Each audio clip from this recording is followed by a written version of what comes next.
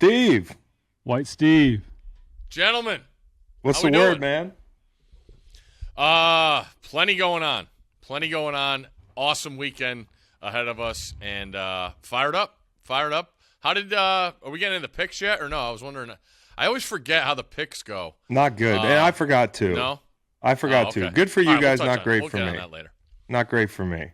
Okay. Juan Manuel Cerundolo just lost 12 out of the last 13 points to lose 6-4 in the third in Ecuador. Or like Juan Manuel Cerundolo. So no doubles this weekend. Because he stinks. No, I went singles. I took that advice to heart, and it's not going any better. I was going to say, it seems like it's working like a charm. I'm down bad. Steve, so we were just talking offline a little bit. A little peek behind the curtain here. Your boy, and I'll talk about this on the Freak Show tomorrow. You'll get the full rundown. But if you could go to a college football game this weekend and you were like, a dad that just wanted to get the fuck out of Dodge, and maybe Baton Rouge is too expensive to head down to. Like, there's no flights in or out of that place. It's one of the most well-defended places in America. You can't get there. Okay? But, like, let's take Baton Rouge out of the equation, which sucks. Okay? Because I've tried everything. Like helicopters, linear air taxi. What the fuck is a linear air taxi? It's like a Cessna. It's got a 50% chance of crashing. Not doing that. What about running? No. Okay. So if you could go to South Bend to watch Notre Dame play Clemson, or Madison, Wisconsin to hang out with Steve and watch Wisconsin and Maryland play, which one would you do? Take you out of it. Take your emotions out of it. I know more people in Madison, so I would say Madison. But the football game in South Bend is fascinating to me of what's going to happen. Oh, okay. Well, I can't wait to talk about that then. Madison's a fun place, and South Bend is not. Okay. You also have weather a factor in the Midwest this weekend, which I'm trying to keep my eye on. I am not good at keeping tabs on weather. I mean, we got it's bad. Way too confusing. Like wind? It's like math. No, we got like they're like you don't want to be here. And like I've seen charts with like rain and like yellow and green. Like this one has like red and brown. And then I just saw as it gets brown, I just saw the words extreme. And in the Midwest this weekend, we've got A squared plus B squared equals C squared, and that's going to be moving in. The Pythagorean theorem is really going to. I don't know what that is. Okay. All right. Well, hey, Steve, I appreciate you guys shouting me out on the fucking Midnight Sports Center the other night. I got a bunch of texts. I was on the porcelain throne, got off, and I got like 10 texts that I was getting skewered on national TV for betting Sam Hartman. How about that third quarter? The worst I've ever seen. It really was. And to make matters worse, Scott doesn't remember anything when I'm talking, but we come in on Sundays, obviously talking about Saturday's games, and he's got his winners. He gave out, I think, 11 last week, and Louisville was one of them.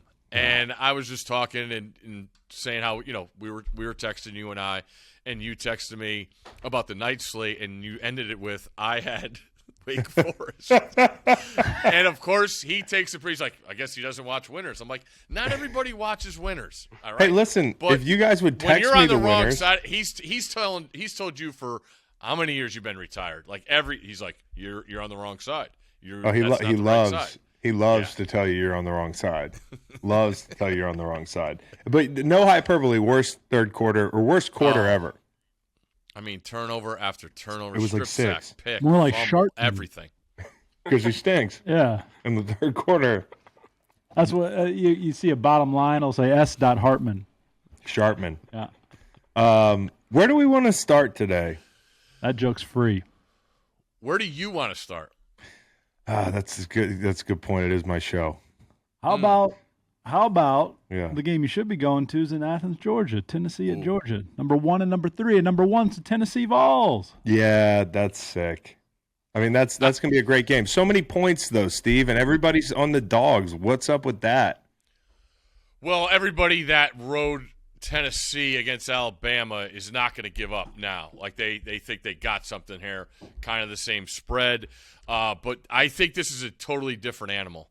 When you look at this matchup, I've been going in weeks prior just saying I mean, I think like 3 weeks ago somebody posted 11. And I'm like, that's way too many points. Yeah. And then I start diving in on Georgia and what they bring to the table. They get Jalen Carter back, their biggest difference maker up front. Kirby prefers to play man coverage, which I think you have to do against Tennessee. And I understand if you don't have the guys to play man, you can't play man. But I look at Georgia's totality of their roster. They're too deep. We know about the 5 stars. And I think you have to be sick of seeing teams blow zone coverages week after week, series after series against Tennessee, whereas obviously the most important thing is getting lined up, right, against that tempo, the little motions, the little shifts, the trades that they do. So I think getting lined up is most important. I think you're going to see some bump and run against Tennessee. What do you do against that stack? I'm not sure. I still bump the guy in the line of scrimmage. But I think that helps you in the screen game. And Hendon Hooker is a guy who's not a throw-on-the-run guy. He likes to sit in that pocket. And that offensive line for Tennessee has been awesome this year. Awesome. One of the best one of the probably the unit that has exceeded my expectations more than anybody in the country. And, you hear about all the time with Tom Brady, get him off his spot, right? Hooker, when he runs, he's running to get a first down or get yardage. He's not a throw and run guy. So I think Georgia can get pressure with minimal guys, play minimal guys in the box and get to that man under too high to help against Tillman and help against Hyatt. So I think it's a fascinating matchup. I think Georgia's going to score at will. I really do. Wow. I love the way this offense matches up with Tennessee's defense because of the strength of that Georgia O-line. Tennessee's had some games. Kentucky's awful on the offensive line, and Tennessee played their best defensive game last week against Kentucky. That's why. That's why. Now you're going on the road. And I said this about Ohio State last week. I want to see these teams on the road. That's when I know exactly what you have and you bring to the table. So you factor in Tennessee's O-line going on the road and Tennessee's defense going on the road. I still lean towards taking them points because it's more than a touchdown. But I think it's a dead-over game, and I think Georgia wins the game. I do. Yeah, and Georgia has to win Saturday, right? Because if not, if they're not SEC East champs, it's hard for them to get in, right? I would think so. Yep. Yeah, I mean, you have to feel like if you're here now and you're in that top, 10. I mean, we got North Carolina and Illinois that have outside chances of making the playoff, but those teams you have to win out. You can't afford a loss, not knowing what's going to happen down the road. And for the first time, as we've talked about for weeks, multiple conferences have multiple teams alive. So you got to treat every game as a must-win. I know they already are. That's a pretty cliche thing to say. But, you can't afford a loss because you don't know how anything's going to play out. And this one, you probably miss out on playing in your conference title game, which conference title winners are going to get the benefit of the doubt over teams that possibly lose this Georgia-Tennessee game and possibly Ohio State-Michigan. What number choice was Josh Heupel in Knoxville? And are these coaching searches just total crapshoots? Well, I think Heupel, the AD came from UCF. He hired Heupel at UCF. Lance Leipold was at Buffalo. The AD at Kansas, I believe, came from Buffalo. He hires Leipold. The AD at A&M was the guy that went to LSU, and that's why that link to him and Jimbo was forever until that got nixed. So I think it's more of what have you done for me lately? If you're getting promoted as an AD to a bigger school, I think you obviously have that book of contacts that has helped you get to the situation you're in now. So I think it's more of a who do you know? But I know where you're going with this, Macon, and just the idea of it does feel like a crapshoot sometimes with names that are just out of the blue. You go back to, Les Miles going to Kansas. Things like that just come. You're like, how does this happen? And you wonder how many options were there before that said no or weren't interested or you couldn't get. So it is kind of a Heupel, with no one going back to what happened with Schiano, you thought Tennessee might want to win the press conference. I don't think Heupel did that, but, man, they are sure happy in Knoxville now with him. I think if you win the press conference, you lose the press conference these days. Look at Nick Sirianni. Among the names mentioned in connection with the job were SMU coach Sonny Dykes, yep, now at TCU, Minnesota coach PJ Fleck, throwing the boat. That just would not be a great cultural fit, would it? Penn State coach James Franklin, this is when Heupel was hired, and Clemson offensive coordinator Tony Elliott. Oh. Tony Elliott and at Virginia. And you mentioned shockingly good units. How about the defense at Virginia? Did you see what they did to Miami? I did. Depending on the number, if you got 2.5 day a game, winner. It's a winner. With the Wahoos. That's right. No touchdowns. Okay. Bama, LSU. I don't really want to talk about this game.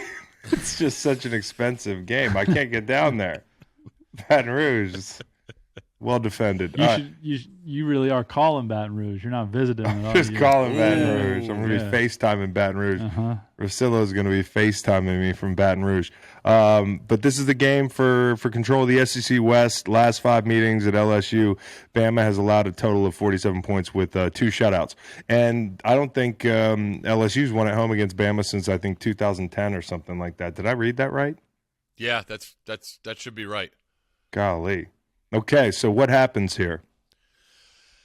Well, you touched on it. The atmosphere, I mean, I don't care how expensive it is. Guy in your position should be at this game. If he said he was going to go, that's just, to me, breaking a promise. It's going to cost me $18,000 to fly down on a private jet, Steve. That's a couple more podcasts. Okay. Just do a live one from the plane. They got Wi-Fi on those bad boys. I can't do that, Steve. Perfect sales opportunity. Now, if I was on Midnight Sports Center, I got it. Got it. Mention his name a few more times. Get that Q rating up. Yeah. I wasn't shocked to not get a response from Macon knowing that he was already in bed, but like minutes prior he had texted me about our picks on this podcast and the final one coming through for somebody on Monday Night Football, but he just couldn't hang around to see bad beats, I guess for, what was it, 5-6 more minutes. You didn't text me after I texted you. I was working. Okay? But, I wasn't on I didn't. What happens if you get a real estate call while this podcast is going? We have to pause it so you can take the call, right? Yeah, but I don't understand what you're saying. I thought there was like a group text about C. Long being mentioned on Bad Beats, but I don't see any other text message. So no, there wasn't a group text about that. Chris texted me on the side because he missed it because he had a visit to go to the bathroom. That's what that was. Yeah, I was in the bathroom. I had an excuse. I want to get a TV in the bathroom. Why don't you? That's a good question. Now that I can do, Steve. Waylon's got it at night for fridge talk and bathroom visits. Like Waylon's in bed, take his iPad. Get the app fired up on the iPad. You're right. That's true. It's got little handles. Yeah. It's green. It's made of foam. A little there. So. All right. The game in Baton Rouge. I've been lucky enough to be at a ton of these games. It is the best atmosphere I've ever been to, and I've been texting people in Baton Rouge, just be happy that I'm not there because I didn't see an LSU win against Bama in, I think, the 4 trips that Bama took while I was at those games to Baton Rouge. Some brutal losses. I think today is the 10-year anniversary of T.J. Yeldon's touchdown. When you want to talk about mayhem in a stadium going to crickets, it was that night and that play. It was unbelievable to see in person. But when I look at this matchup, it's totally different. I look at a team in transition with LSU who has exceeded expectations. They're 10 in the playoff rankings, and that's a credit to that staff with Brian Kelly. A lot of people took their shots, but I think there's some stability there now, and I think there's a foundation that they're moving forward with that has been a reason for, success. I'm not sure LSU is built for this kind of game. It's going to be 60 minutes in Alabama with that foot on the gas nonstop with Bryce pulling the trigger. I think is a lot to ask for LSU. This isn't Florida. It's not Ole Miss. This is Alabama. This is Will Anderson. This is Dallas Turner coming in against 2 freshman offensive tackles for LSU, and I think that combined with Alabama's offense over the course of 60 minutes is a lot to LSU. Is a lot for them to handle. So I think it's an over game. I don't want to give the 13.5 knowing that the back door will be open, but I think Alabama gets the win. And to me, I also have a tough decision to make on the Alabama defense. I expect them to play better because of that matchup I talked about, but they went to Texas, the defense played well. They went to Arkansas, they were all right. They went to Knoxville and got their doors blown off. So how does that defense respond and go on the road? I don't think there's that, get lined up issues that they had at Tennessee. LSU's going to want to run the ball with Daniels at quarterback, but I think a week off, Alabama getting more tape on him and seeing how quick Daniels will run if he sees that lane open up and off a pass. I think Alabama will be disciplined in their pass rush and not give him those lanes, and I think they make it tough on him for 60 minutes. So I think Alabama wins. Alabama, how many points are they going to score, guys? Because I might look at a team total. Whatever. I'm guessing it's like, what is it? It's 56 and a half. So you're saying 35-21. Yeah, I was like 37-24 in my little brain. I could see that going over. Okay, cool. They do drop passes though, and they commit penalties. Yeah, they got a ton of drop passes. Well, yeah. 21 drop passes, which is one drop per 8.2 targets. 37 points. They're number 124 in the country. Yeah, 37. Okay. At least you won't be watching like a greatest game ever played. No. Yeah, exactly. I want this game to suck. Yeah. Okay. What's the third biggest game making, Gunner? Texas at K-State. Yeah. Texas laying 2.5 in the Little Apple. L. Roberson-led Wildcats are. Deuce Vaughn. I love Deuce Vaughn. He's so little. The Michael Bishop-led Wildcats. I want Deuce Vaughn to go to the pros so that when he scores touchdowns, the offensive linemen lift him up in the air by his hips. That's like one of my favorite things. That is awesome. And they still like, I can pick you up. Well, some dude's doing that to Josh Allen on the Buffalo sideline. That's a tall order. No, that is a really tall order. Literally a tall order. Yeah. So what do you think, Steve? I think this line reeks. I think everybody is a little recency bias here with Kansas State because of them blowing the doors off of Oklahoma State winning 48-0 last week. I look at Kansas State as a team that Texas has pretty good success in the past against. Texas is off a bye after their debacle against Oklahoma State. And just think about how that plays out. Texas goes and loses to Oklahoma State. Oklahoma State goes to Kansas State and gets killed. And now Texas is favored at Kansas State. Something smells fishy to me. I trust Sark in that offense to do things.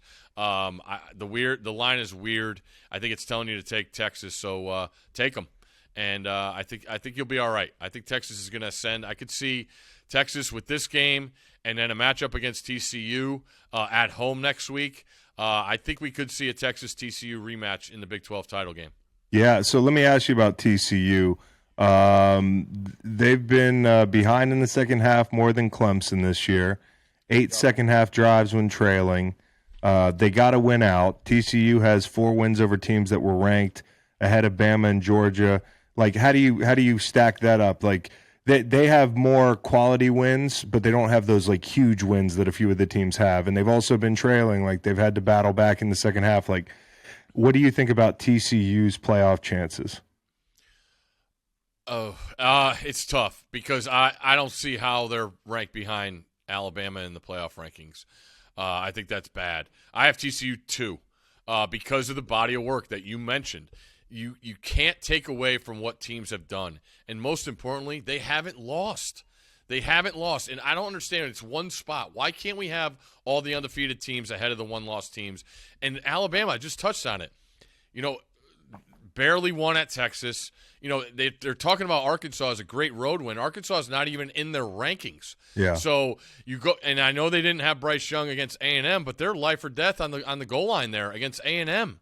And we've talked nothing good about A&M all year. No. So I don't see, when you stack body of work, I don't see how TCU is behind Alabama. And then the Boo Corrigan says, the chair for the committee says, well, we went with a more balanced team, and we feel like Alabama is more balanced than TCU. Okay, I get it. But there's no way you could say that about Tennessee being more balanced than Georgia and Ohio State.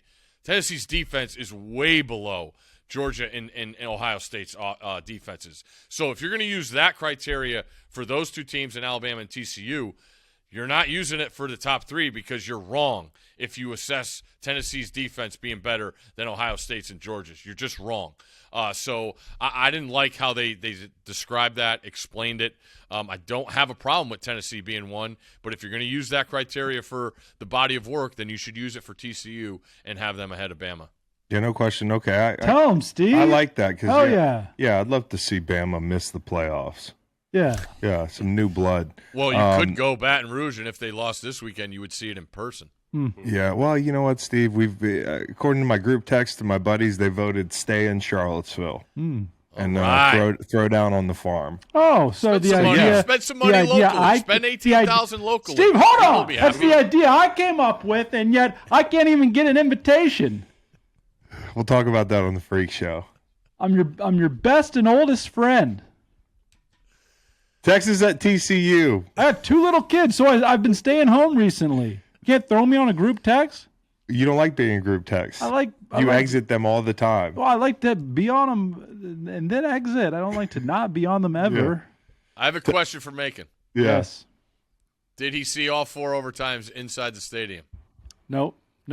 However, I was listening on the AM radio in my car, dude. However, Steve. Yeah. I don't know if you heard of this. My kid had a RSV. Oh, sorry to hear that. Yeah, thanks.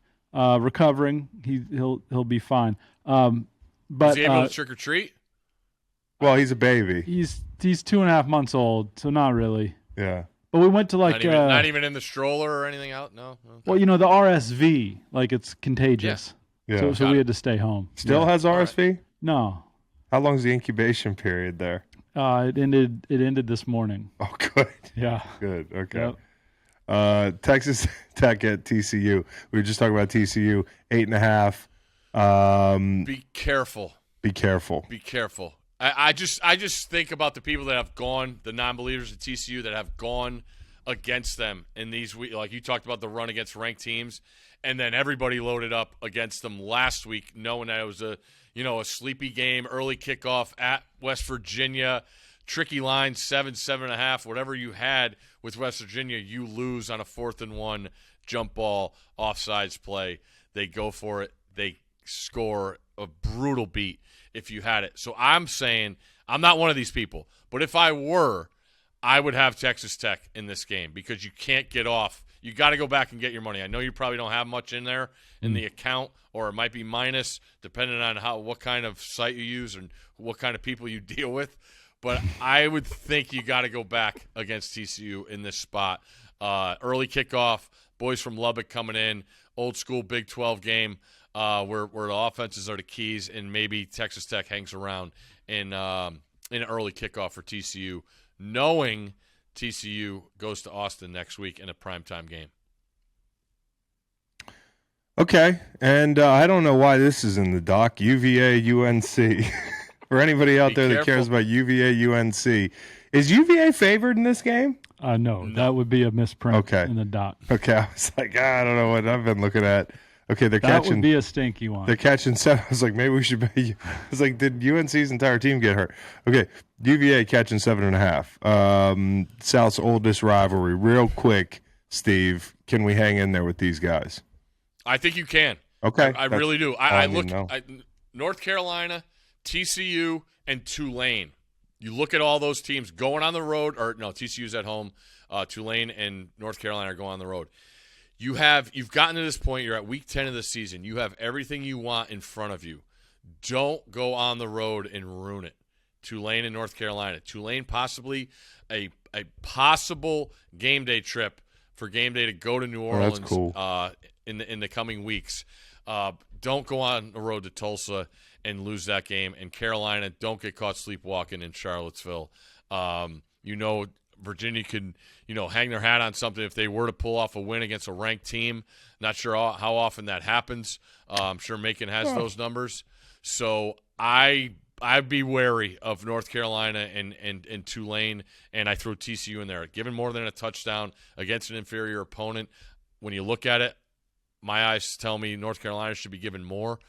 So just be careful out there giving those points on the road. Well, Steve, yesterday was the anniversary of Warwick Dunn being stopped short of the goal line in 1995. Right. Remember that game? Yeah, well. They're going to say no. They're going to say no. Yeah. How old were you guys for that game? I was 10. Yeah, 9. Yep. Okay. Yeah. That was highlighted childhood. Hey, we talk about past performance and sometimes being indicative of future results in ball. Yeah. Mac Brown's never won in Charlottesville. Oh, wow. And he was including at Texas. And he was at he never played us when he was at Texas. Where Ricky Williams came and that lost. was before him. That was before him. Yeah. But he's been here a bunch as coach of Carolina, previous stint and this one, and has never walked away with a win. Okay, I'll take that. How about a little bit more ACC here? Clemson at Notre Dame. Yeah. What is the line in this game? I think 3.5. Yeah. Again, Clemson's, they fall in that category. You have everything you want in front of you. You're at 4, which tells me the committee, I think if you run the table, you're going to be in. So no matter what happens to other teams, I feel like you have a pretty good sense of controlling your own destiny, if people want to use that saying. I just look at Notre Dame here in this spot. Horrible losses, to Marshall and Stanford are already on your resume. But when you look at this matchup, I really like Notre Dame's defense against Clemson's offense. Clemson, pretty vanilla. I got to think DJ Uiagalelei has had a long 2 weeks, after getting benched. How does he come out on the road in a spot where he played great 2 years ago, but Notre Dame ended up winning that game? But I'm not sure I could get there with Notre Dame because of their quarterback play. He's going to be asked to do things in the throwing game. They just don't have the guys that separate on the outside, and I think Clemson swarms them with that strength of the defensive line. I think there's one thing you can count on with Clemson, that defensive line travels. And I think it's a tough spot for Notre Dame. But I do think Notre Dame is going to hang around because of their defense. Isaiah Foskey, defensive end, 7 sacks already this year, was a game wrecker against Syracuse. And Notre Dame has played 2 great offenses on the road this year in Ohio State and North Carolina. They played great in those games.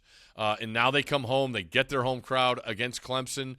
I wonder how stubborn Clemson will be running the football. Do we see DJ run the ball more with some QB runs? I think Notre Dame, you might see that, knowing that they need to run the ball, and maybe they do with the quarterback runs with their great tight ends and getting – creating those extra lanes on the outside, whether it's, tight end and wing or motion your H-backs, things like that, just to keep Clemson's offense off the field. It's a really, really interesting matchup with both defenses, which should dictate. I think it's a very low-scoring game. I think it's a field goal game, so if this goes up, maybe you wait and see if this one goes up maybe to 5 or even higher, knowing that, the people that see this number and know or have a pre-mindset on Clemson being a dominant team, this line will get juiced. But I think it's a really, really tight, low-scoring game.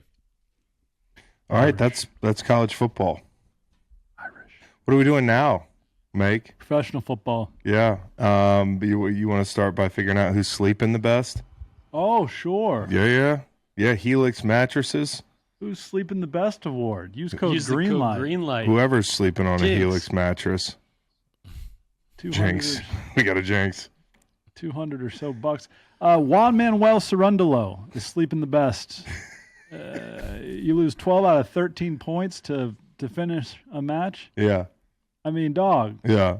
Dominant in the first set breaker. Mm-hmm. And then kind of tanks the second set. Figure you're gearing up for the third. Yep. And then wheeze down his wee little leg to losing 3 to some guy named Choinsky. I'll go the Chiefs, man. Andy Reid off a bye. I mean, we've heard plenty about that, right? And it's nice off a bye. You're like kind of already like super rested up. It almost feels like the clock gets reset. Your body clock, like you feel like you're just walking into training camp again. Your body back, and then you get to sleep in on Sunday because you got a home Sunday night game. Watch all the games, maybe take a nap. I think that the Kansas City Chiefs are sleeping pretty well. With Tennessee coming to town, that line is 12 and a half or 12, and that probably tells me it's Malik Willis time. Is that a Tannehill line? I think Tannehill's the expectation. That's a lot of points. Yeah. Maybe that tells you something. Well, I think you get down to 7-14, that the Tractorcito doesn't run as well. No, yeah, you're right. Okay, Steve, who's sleeping? Well, Russell Wilson goes to London, gets a win, doesn't have to do high knees to get loose. Bye week, he is sleeping well. Russell Wilson, look out AFC West. I'll add on to that the Dak Prescott. After hearing all that Rush stuff, Rush versus Rest. Yeah. Rush versus Rust. Yeah. I had a really good joke about midweek, but it was a week too late. We'll workshop that. Yeah. I'll circle back to it. He puts up 49 points and now is on a bye week himself. So really efficient. Got a chance to watch that game yesterday. Really sit down and watch it. He was really efficient. You know who else looked really good at times was Justin Fields. I think we're seeing some positive momentum. I keep waiting for it. I keep waiting. It's only been 2 weeks. But my confirmation bias has me waiting with bated breath for him to look awful, and he has not. I mean, so far so good. He threw a couple deep balls outside the numbers against Dallas that were beautiful, and he really does hurt people with his legs. They test the edges. I mean, they're looking a little bit better offensively. Steve, do you think Velus Jones Jr. is good? Yes. Okay. Yes. Little Mooney, little Claypool. I like the Claypool thing. I was saying this earlier in the week, and I believe Green Bay was going out to try to get Claypool, and I think they were offering the same compensation, but I think Pittsburgh thought that the draft pick will be better. And I'm not so sure. I don't know about that. I'm not so damn sure because, anyways, but what the fuck were we talking about? We were talking about Justin Fields. But then we were moving on to something. Maybe it was the picks. Oh, Claypool, he's a big target. You got an inaccurate quarterback. I want a big catch radius guy. Help this guy find his accuracy. And in the meantime, how about a guy with a wingspan like he's in the NBA? So I actually like the fit. I like the fit. Some people are like Chase Claypool. The thing about Pittsburgh fans is there's so many, and they're so down on guys like Juju and Claypool, and their team's not great. So it really clouds the national perception of these guys. I really do think he'll be better somewhere else. I really do. I totally agree. Yeah, totally agree. Let's give out some locks. Yeah. Steve went 3-0 last week. Yeah. Got the Browns on Monday night, which no-brainer. Yep. He got Seattle beating the Giants, Raiders Saints under. That was 24-0.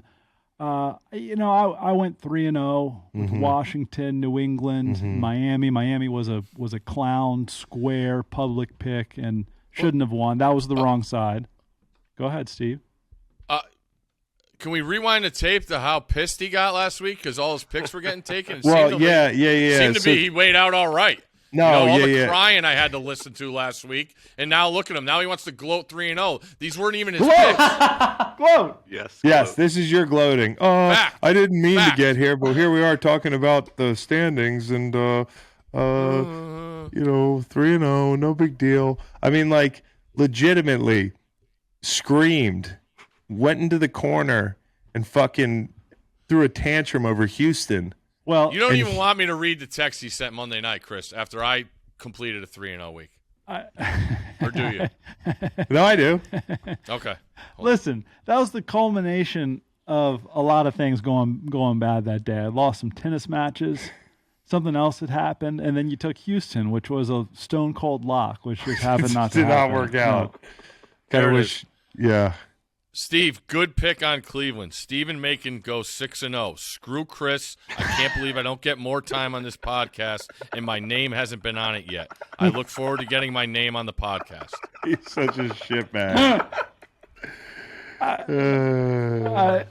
didn't put up much of a fight there, but in the future, what I text you is for your eyes only. So let's give him out this week. Because I still got some ground to make up. And then Chris went 1-2. 1-2. That's the Niners won. Giants Seahawks. We landed just under that fucking over. And then Houston, not even close. You were on the wrong side of it from the start. Yep. But they came through with that teaser, Steve. I put him in a big fat teaser, catching 11. And Brandon Cooks, who is no longer a Texan, I'm pretty sure, only contractually, his mind, body, and spirit is elsewhere. He had a big catch, like a circus catch, under a minute. Davis Mills. They didn't do shit the whole second half. That was a big cover for your boy. So I didn't give a fuck about these picks. I give a fuck about my wallet. Who cares about people's wallets out there that are taking these picks to the bank? Steve and I are tied at 16-8, and you're tied for you're alone in third. That's why they're going to pay me the big bucks this year, because the book doesn't want winners given out. Right. You're at 11. I'm just doing this for the book. 2 weeks you could be right back in it. Yeah. So I'll be back in it. Why don't you start starting right now? Okay. I'll start with Arizona. Oh! This is just more interesting than anything else. We're in the same garage again. That line stinks to high heaven, and Arizona, they looked good for stretches last week, and I had them catching 4, and I'm not going to let the hot stove scare me. Dog. So they've played already, yeah. Cardinals at Seahawks. They lost 19-9. No DeAndre Hopkins. That's all I need to know. What comes up must go down. And then also, Seattle's due. Yeah, and the line's dopey. Yeah. That's a great pick. Thank you. I appreciate it. It probably won't hit, and you'll gloat over whatever you're about to say. Steven, would you like to go? I don't know. We're tied for first, so really I don't know why. I'll go. I don't really like this pick, but I'm taking it. I'm principle. I think Frank Reich getting rid of his offensive coordinator is the last straw, and there's the most disappointing team in the league to me this year. And who are they going against? Uncle Bill. I hate giving points, but I'll take Belichick minus the 5.5. Oh, whoops! I was on the other side of that, and I might. So you could take the other side. Go ahead. Let's get a head-to-head. Go head-to-head. I'm not listening to. I know every word he says. I know. I might circle back. I'm not going to do it yet. Okay. I'm going to go to Jacksonville, Florida, and I'm going to take the Las Vegas Raiders, laying 1.5 at last check, and that might have changed. At some point, their players play, Waller hopefully included in that group, and they win a game they're supposed to win. I mean. They didn't go back west. I saw they stayed on the East Coast, right? The Raiders, yep. That's big, right, Chris? Good move. Love that. That is a big move. I love that. They become closer, rally around each other. Mm-hmm. They're in a hotel right now just rallying. Yeah. They're in a hotel ballroom they're just we're coming to get Yeah, they've played a bunch of get to know you games, a lot of icebreakers. Yeah. And they're very talented. They just put up 0 points. Yeah. So this is a zag. This is when you score a bunch of points and beat Jackson. Okay. That's good. Okay, it's me. Yeah. It's hard to find winners on Thursdays. On Sundays, we're not too bad, but on I don't know what the fuck is going on here. It stops now. Stops now. Give me the Philadelphia Eagles. Oh, wow. I don't even care that that I'm going to you know what I'm saying? Thursday night time. Yeah. So I'm going to go with the Eagles, man. Tonight, nobody's watching in Philly. Everybody's going to be watching the fightings, and the Eagles are just going to put their head down and take care of business. We got this. Oh, and you got that. It's under 14. Yeah, but it's under 14, so it's 13.5 right now. Is it 13.5 right now? Yes, sir. Okay, well, should I use my half point here? What was my first pick? My first pick was it's squarely at 2, so I don't need that there. It's actually wait one on and it. one and a Oh, half. I don't need that. I think I'll take my half point here. Okay. 13. Yeah. Now, if you push, you don't get the win. No, yeah, you're right. Thank you for talking me through that. You're welcome. I'm not going to take my half point here. Okay. Steve's up. I'm going to take the Bears. I'm not Plus gambling. the points at home. Okay. Oh, that's a great pick, man. I think it's a good Thank pick. you. Miami's had trouble with quarterback runs. Secondary, maybe we're overvaluing Miami a little bit, with the arrival of Chubb. The defense isn't going to get fixed immediately. They're going to score, but I don't know. So you see the subtraction of Roquan, which makes perfect sense, and the addition of Claypool. Is that a team that's like, all right, they kind of believe in us? next year. I think, and I said this earlier this week, Steve, I'd be interested to hear what you have to say about it, but I believe like even if you're punting this year, you don't punt on surrounding, the guy that you're going to be evaluated on with the right weapons, because that person can get ruined mentally. You can't collectively ruin a defense mentally. Like I've tried. I've been on that defense, you know what I mean? Like for 4 or 5 years in St. Louis. And we were fine. Once help came, we were ready to win defensively. Yep. But I've seen, Sam Bradford. I've seen, quarterbacks that, whether it was getting shelled because you didn't invest in the offensive line or, you didn't give them any weapons outside, like that affects their muscle memory, So, and their mentality. So I think they're saying next year, but this year for Justin Fields and his growth. I am going to Monday night. I'm going Baltimore and New Orleans, and I'm taking the 3 points in the New Orleans Saints. Andy Dalton's been solid. Kamara is good. He threw like 7 touchdowns on Monday night against the fucking Cardinals. Just 2 was to Isaiah Simmons. It's 2.5 now. 2.5. Delightful. Ooh. Oh, not delightful. Yeah. That's where I might if you buy it to 3 and you push, it's not a win. Yeah. Yeah, does Half Point Friday make any sense? I don't know if it makes any sense. Does it need to be No, it makes sense Friday? when you buy to a half. Right. Exactly. Yeah. Right. Because if you buy to a half. Right. Yeah. Right. See, we helped each That's other smart. get there. Yeah. That's smart. That's math. Yeah. Look. See, it's weather. It's Big Ten weather right there. Steve's never looked at a map before. Yeah. Yeah, Doppler radar. Look, Is that what the Doppler radar? Yeah, that's a prevailing wind I just did with my left arm. I don't know. Saw that. I don't know. I don't know about the Ravens. It looks like They're going to win that division. yeah. Outside Andrews, who got hurt, I don't know how they do it. I like Duvernay. Does Dobbins get healthy? Is that a thing? You're shoring up the defense a little bit. The Gus Bus is dinged. Lamar played his worst football the first half of the season. He wasn't bad, but he missed on some big throws. Like I'm not going to bank on him doing that the second half of the year. Bateman's out. I just like the Saints more than anything right now. Defense looked good. Good. That win total's a lot. Going back and watching that game Thursday night, I just love how Baltimore couldn't run the ball for anything in the first half and stayed with it in the second half and just wore on those dudes. Yeah. I think that was really impressive by Roman and that offensive staff to know that's what they had to do to win that game without Andrews that you guys touched on. But I like what I'm seeing from that offensive line and getting some cohesiveness. So I think the Ravens are ascending, but maybe they win by 1 point and then everybody's happy. That's right. I'm trying to find 6 more wins for the for the Saints, Steve. Six more. Possible. 6. Possible. It's possible. The Ravens. This is a big one. This is a critical one. Ravens, Steelers, Rams. I could see us going 2-1 there. Niners, loss. Bucks, win. They're going to win down. They're going to win down in Tampa. So they're over 3-2. Am I doing that math right? Falcons going to win that game. Eagles. Panthers. Okay, it's going to come right down to the wire here. I think I can find 6 wins for the Saints. I think you need Monday night. Need Monday night. You're right. I'm going to be pulling for you. Don't care about this fucking thing. Okay. Is it me again? Yep. Okay. Yeah. Let me get back to a total. Ugh. I hate totals. And I hate betting the Chargers, but the Chargers on the road, really banged up defense. I know they get their injuries offensively. I'll take the Chargers, man. I'll take the Chargers laying 3 points on the road at Atlanta. I know. It sounds stupid. I'm probably going to regret this one. That's where you take your podcast, Chris. You do whatever the hell you want. Yeah, I'm going to take the half point, Make. That's a good point. Yeah, 2.5. That makes a lot more sense. Or was he at 3.5? No, it's 3.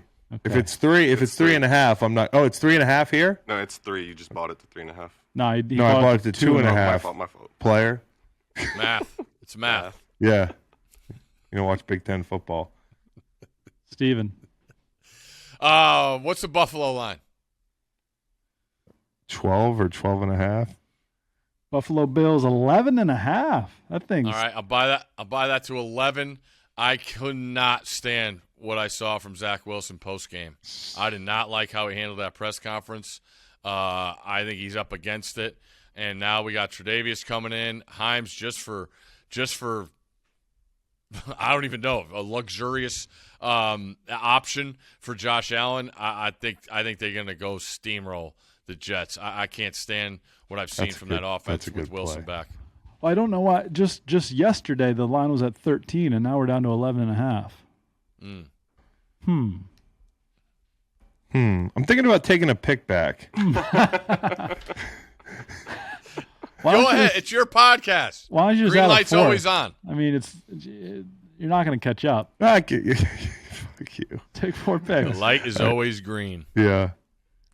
I could see Bears-Dolphins going over. Bears-Dolphins. Over. Bears-Dolphins over. What's that at right now? While that's looked up, I will take my third selection and buy the half point. The Tampa Bay Buccaneers at home. Ballsy. Numbers 3. I'll move it to 2.5. Okay, so 46? Nah, I ain't touching that. I ain't touching. Shop that line. No offense. That was Dolphins Overlords. Bears. Yeah, I'm gonna stay with the Chargers. Bucks 2.5. That poor piece of paper Macon has look like it's been gripped all day. Through the ringer, man. I mean, good Lord. So I go away from Indy. I do like Indy. Okay. Which takes us to our one-on-one matchup of the week, Mac and Sam. If Mac Jones loses at home to Sam Ehlinger, even though they're never on the field at the same time, that's going to be a bad look. I'll go P.J. Walker going head-to-head with Joe Burrow. Okay, so we've kind of taken a liking to – huh? Even though they're not on the field at the same time. Oh, yeah, I got it. Yeah, that's cool and everything. But, yeah, I don't have a matchup. So, P.J. Walker and Joe Burrow, because here's the deal. That line kind of stinks to me a little bit. I like Carolina. I like Carolina too, but why didn't we give it out? Because we're afraid. That's right. It's 7 points. It feels like a lot. And, like the Panthers defense is pretty damn good. Is there a reason that Joe would torch the Panthers? They just give up 37 to Mariota. I know, but that offense, Mariota is playing like Oregon Mariota. So I don't know. Another week without Jamar. I mean, he does that. T. Higgins is as you know, a number 1 receiver. Yes. Tyler Boyd, very good. Yes. Joe Mixon. Yeah, that's fine. Joe Mixon had a hard time getting going the other night. Joe Mixon matching. Yeah. Another half joke. Go ahead. I'm going to go Tom Brady versus Aaron Donald. Yeah, that's a good one. That's a good one. That's good, Steve. Is there anything? Oh, how could we forget the awards? I would never. This is an NFL sandwich. So a Conklin Award, multiple-time winner here. Mayer. Is that why Dan Campbell traded Hawkinson? Because he's going to go get Mayer? It could be. He's a first-round talent. There's no doubt in my mind. He's top 10. Lions need a lot more, I think, on the other side of the ball. Yeah. Even though I love Rodrigo. But, he's got all the tools. There's no doubt about it. Okay, who's the winner this week of the Conklin Award? Jalen Conyers, tight end, Arizona State. Big win in Boulder last week. 6 catches, 108 yards, 3 tutties. Jalen Conyers, tight end, Arizona State, this week's Conklin Award winner. Okay. It's a redshirt sophomore from Groover, Texas. He's a transfer from Oklahoma. 6'4", 265. He's got game. Where's number 12? Don't see a lot of tight end 12s. Nope. Like that. He was a good basketball player or something? Because his Google image search got some basketball on it. He got some.